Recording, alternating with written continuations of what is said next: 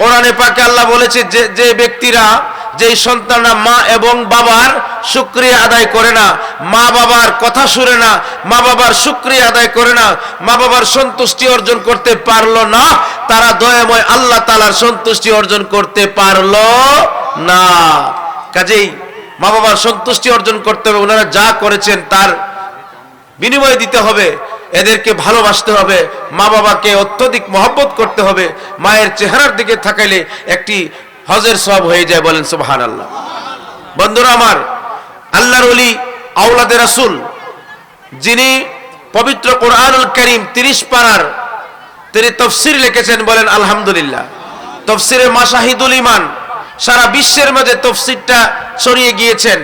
এই বাংলাদেশের মাঝে প্রায় ধরেন 20 কোটি লোকের মুখের ভাষা বাংলা। কত কোটি?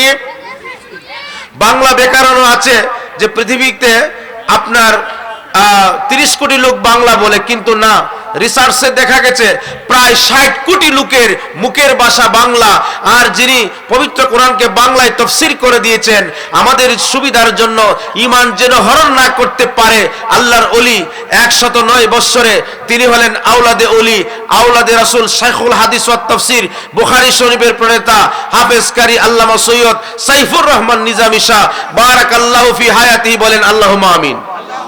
তিনি শুভাগমন করেছে কুশিনা বেজার, আপনার কুশিনা বেজার, এবং তশরিফ এনেছেন রাহবারে দ্বীন ও মিল্লাত, যিনি মুনাজ্জিরে আহলে সুন্নাত এবং বিভিন্ন কিতাবের লেখক, গবেষক, মিডিয়া আলোচক, মুনাজ্জিরে আহলে সুন্নাহ,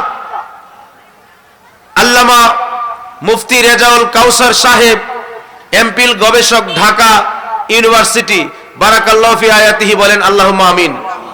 বন্ধুরা আমার আগে যে আমার ভাইজান বড় ভাই আল্লামা হাফেজ হাবিবুর রহমান নিজামী মাদ্দাজিলাল আলিয়া, বারাকাল্লাহু ফি হায়াতিহি, বলেন আল্লাহুম্মা আমিন।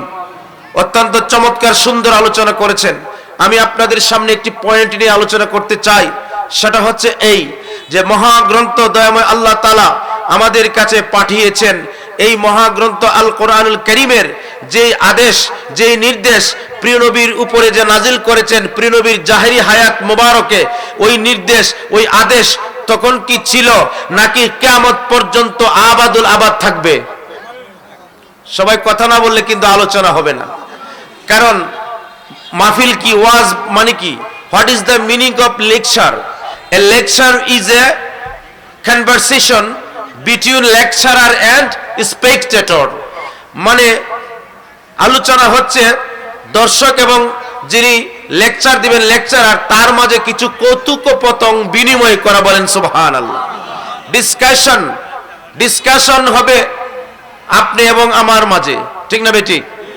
এখন আমি যদি কথা বলি আপনারা চুপ করে থাকেন, বোঝা যাবে আপনারাও বুঝেন নাই, আমিও বুঝাতে পারি নাই।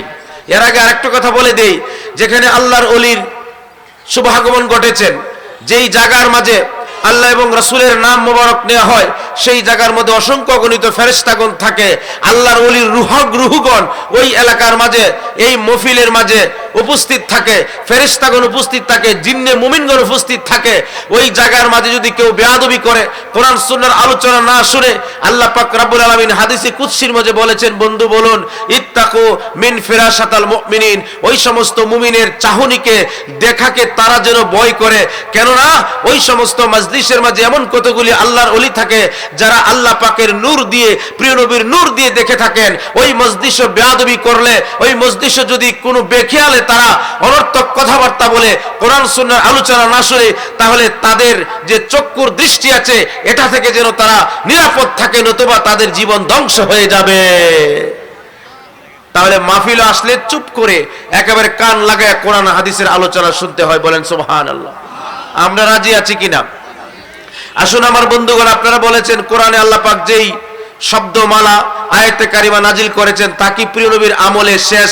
প্রিয় নবী যে জাহিরি মুবারকে ছিলেন ওখানে শেষ, নাকি কিয়ামত থাকবে? এখন আমি একটা কথা বলছি, প্রিয় নবীর আমল, প্রিয় নবীর আমল বলতে কিচ্ছু নাই। প্রিয় নবীর জন্য জামান নাই, প্রিয় নবীর জামানের মূল, প্রিয় নবী সময়ের মূল, হায়াতের মূল, সৃষ্টির মূল, সবকিছুর মূল। প্রাণাদিক প্রিয় সাল্লাল্লাহু আলাইহি ওয়াসাল্লাম ছিলেন, আছেন, থাকবেন।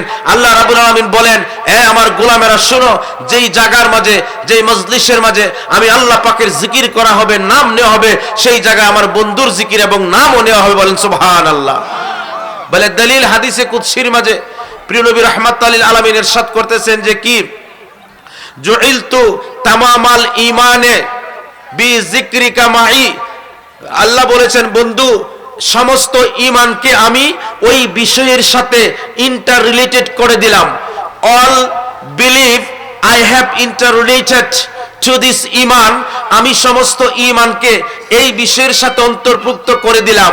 এই বিষয়টা কি, যদি কোনো ব্যক্তির মাঝে ওই বিষয়টা না থাকে, ধারণ না করে, তাহলে সে ঈমান হবে না, মুমিন হবে না, সেই মুমিনদার হতে পারবে না। সেই বিষয়টা হচ্ছে কি, আল্লাহ পাক নিজে বলতেছেন, বন্ধু আপনি বলুন, জুইলতুকা যিকরান মিন যিকরি ফাইন যাকারাকা যাকারানি। যখনই আমি দয়াময় আল্লাহ পাকের নাম মোবারক নেওয়া হবে, সঙ্গে সঙ্গে সঙ্গে সঙ্গে ফামান যাকারাকা, অতএব যারা আমার জিকির করবে, আমার আলোচনা করবে, সঙ্গে সঙ্গে যদি আপনার জিকির আলোচনা না করা হয়, তাহলে ওই মজলিস থাকে না, ওই ইমানদার থাকে না, সে ইমান থেকে খারিজ হয়ে যায়। সুতরাং আমার আলোচনাটাই হচ্ছে আপনার আলোচনাটাই আমার আলোচনা। বলেন সুবহানাল্লাহ। কথা বুঝতে পেরেছেন আপনি? বলে দলিল, আল্লামা ইমাম কাজী আয়াজ রাহমাতুল্লাহ আলাইহি শেফা শরীফ প্রথম খণ্ড 12 পৃষ্ঠায় লিখেছেন, জুরকানি আলাল মাওয়াহিব। তারপরে আপনার তাফসীরে দুরুল মানসুর আল্লামা ইমাম জালালউদ্দিন সুয়ুতী রাহমাতুল্লাহ আলাইহি এই হাদিস কানা উল্লেখ করেন।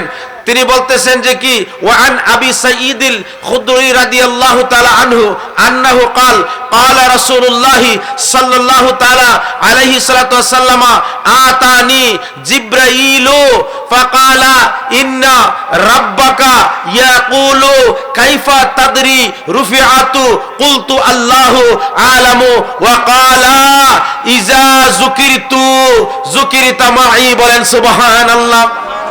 বিশ্ববিখ্যাত তাফসীর, বিশ্ববিখ্যাত কিতাব জুরকানি আলাল মাওয়াহিব কিতাবের মাঝে উল্লেখ করা হয়েছে, আল্লাহর নবী রাহমাতাল লিল আলামিন প্রিয় নবীকে আল্লাহ রাব্বুল আলামিন জিবরাইলের মাধ্যমে জিজ্ঞাসা করলেন, জিবরাইল আমার বন্ধুর কাছে গিয়ে তুমি ঘোষণা করে দাও, আমার বন্ধুকে শুভ সংবাদটা জানিয়ে দাও, ইন্না রাব্বাকা ইয়াকুলু কাইফা রুফিআত তাদরি। আমার বন্ধু, আমার হাবিব, আমার দয়াময় আল্লাহ পাক রব্বুল আলামিন জানিয়েছে, আপনি কি জানেন কিভাবে আপনার নাম ঘোষণা করা হয়, আপনার নাম মুবারকের আলোচনা করা হয়? রাহমাতাল লিল আলামিন প্রিয় নবী বলেন, কুলতু আল্লাহু আলাম, কুলতুল্লাহু আলাম। প্রিয় নবী বলেন, আল্লাহ পাক ভালো জানেন, আমি আল্লাহ পাকের হাবিব, তিনি আমাকে কতটুকু মহব্বত করেন তিনি ভালো জানেন। বলেন সুবহানাল্লাহ।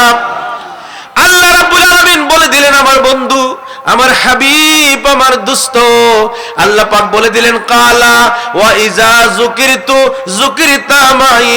আমার বন্ধু, কিয়ামত পর্যন্ত যত মজলিস হবে, যত সালাতু সালামের মাহফিল হবে, যত আলোচনা হবে, আমার বন্ধু যুকিরতু যুকিরতা মাই, যে মজলিসও আমি আল্লাহ পাকের জিকির করা হবে, নাম নেওয়া হবে, ওই মজলিসও আমি আল্লাহ রাব্বুল আলামিন ফরজ করে দিলাম, আমার নামের সাথে সাথে আপনার নাম মুবারক নিতে হবে।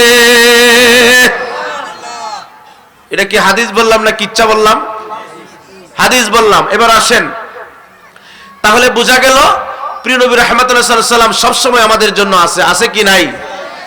বলে দলিল, ওয়া মা কানা আল্লাহু লিয়ুআযিবাহুম ওয়া আনতা ফীহিম। আল্লাহ পাক বলেছেন, আমার বন্ধু, আমার হাবিব, আমি আল্লাহ পাকের এই শান নয়, আমি আল্লাহ পাকের এই মর্যাদা নয়, যেই জায়গার মাঝে, যেই মাকানের মাঝে আপনি অবস্থান করবেন, আমি তাদেরকে গজব আযাব দিয়ে ধ্বংস করে দেব। বলেন সুবহানাল্লাহ। দয়াময় আল্লাহ, নূহ নবীর উম্মতদেরকে আপনি ধ্বংস করে দিয়েছিলেন, আরো অনেক নবীর উম্মত ছিল, কওমে লুতকে ধ্বংস করে দিয়েছেন। আল্লাহ প্রিয় নবী রাহমাতাল লিল আলামিনের উম্মতদেরকে একবারে ধ্বংস করেন না কেন?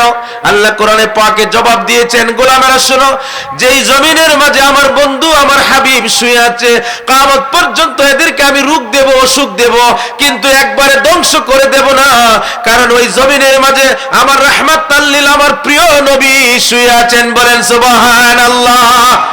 তাহলে আপনাদের কাছে প্রশ্ন, প্রিয় নবী ছিলেন নাকি চলে গেছেন নাকি সবসময় একই থাকবেন? এখন পর্যন্ত যদি কোনো ব্যক্তি বলে লা ইলাহা ইল্লাল্লাহু আদামু সফিউল্লাহ, মুসলমান হবে? কেন হইতো না? সে তো বলছে আল্লাহ ছাড়া কোনো মাবুদ নাই, আদম সফিউল্লাহ। কেন? আপনারা ফতোয়া কেন দিলেন? কোথায় পেয়েছেন? হইতো না? আপনারা কইলেন হইতো না। যদি কেউ বলে লা ইলাহা ইল্লাল্লাহু নূহু নাজিউল্লাহ, আল্লাহ ছাড়া অন্য কোনো মাবুদ নেই, আর নূহ নবী আল্লাহর নাজি, ইমানদার হবে? আবার যদি কেউ বলে লা ইলাহা ইল্লাল্লাহু ইব্রাহিমু খলিলুল্লাহ, মুসলমান হবে? ইব্রাহিম নবীর উম্মতের কালিমা ছিল, কলেমা ছিল লা ইলাহা ইল্লাল্লাহু ইব্রাহিমু খলিলুল্লাহ। আর যদি কেউ বলে লা ইলাহা ইল্লাল্লাহু ইসমাঈলু জাবিউল্লাহ, যদি কেউ এই কালিমা শরীফ পড়ে সে কি মুসলমান হবে? তারপরে যদি কেউ বলে লা ইলাহা ইল্লাল্লাহু মুসা কালিমুল্লাহি তাকলিমান, লা ইলাহা ইল্লাল্লাহ মুসা কালিমুল্লাহ, ইমানদার হবে? লা ইলাহা ইল্লাল্লাহ মুসা কালিমুল্লাহ বললে ইমানদার হবে না। লা ইলাহা ইল্লাল্লাহ আদম সফিউল্লাহ বললে ইমানদার হবে না। লা ইলাহা ইল্লাল্লাহ ইব্রাহিম খলিলুল্লাহ বললে ইমানদার হবে না। লা ইলাহা ইল্লাল্লাহ নূহ নাজিউল্লাহ বললে ইমানদার হবে না। লা ইলাহা ইল্লাল্লাহ ইব্রাহিম খলিলুল্লাহ বললে ইমানদার হবে না। লা ইলাহা ইল্লাল্লাহ দাউদু খলিফাতুল্লাহ, দাউদ আলাইহিস সালামের কালিমা পড়লে মুসলমান হবে না। যদি কেউ পড়ে লা ইলাহা ইল্লাল্লাহু ঈসা রূহুল্লাহ, সেও ইমানদার হবে না। কেন হবে না? কারণ ওই সমস্ত নবীগণের শরীয়ত ক্যান্সেল হয়েছে, নবুয়তি ক্যান্সেল হয়েছে। তারা দুনিয়া থেকে পর্দা করার পরে দুনিয়ার মাঝে তাদের কোনো অ্যাকশন থাকে না, শরীয়তের অ্যাকশন থাকে না, নবুয়তের অ্যাকশন থাকে না। এজন্য তাদের নবুয়ত শরীয়ত ক্যান্সেল হয়েছে। কিয়ামত পর্যন্ত যদি কোনো মানুষ ইমানদার হতে চায়, পরিষ্কার হতে চায়, তখন তার কলেমা হবে লা ইলাহা ইল্লাল্লাহু মুহাম্মাদুর রাসূলুল্লাহ সাল্লাল্লাহু আলাইহি ওয়াসাল্লাম। তাহলে বোঝা গেল 8টি মোট শরীয়তীয় বাণী আছে, কলেমা, এর বেশি পাওয়া যায় না। আমি যা বলছি এইটুকু, এর বাহিরে আর কোনো কলেমা নাই। তাহলে প্রিয় নবীর উপরে এখন মুসলমান কলিমা পড়লে মুসলমান হবে, কিন্তু লা ইলাহা ঠিক আছে, আদম সফিউল্লাহ বললে মুসলমান হবে না। এটা কেন জানেননি আপনারা? কথা বলেন, জানেননি? এখানে আমাদেরকে যারা মানে আকীদাতে সমস্যা আছে, তারা প্রিয় নবী রাহমাতুল্লাহি আলাইহি সাল্লাল্লাহু আলাইহি ওয়াসাল্লামের সম্মান নিয়ে বেয়াদবি করে। যেমন আপনি কওমি মাদ্রাসার একটি কিতাব পড়ায়, কিতাবের নাম হচ্ছে মা লা বুদ্দা মিনহু, লেখকের নাম হচ্ছে আল্লামা কাজী সানাউল্লাহ ফানিফতি রাহমাতুল্লাহ আলাইহি। তিনি তাফসীরে মাজহারি শরীফের মাঝে তিনি একটি ঘটনা উল্লেখ করেছেন।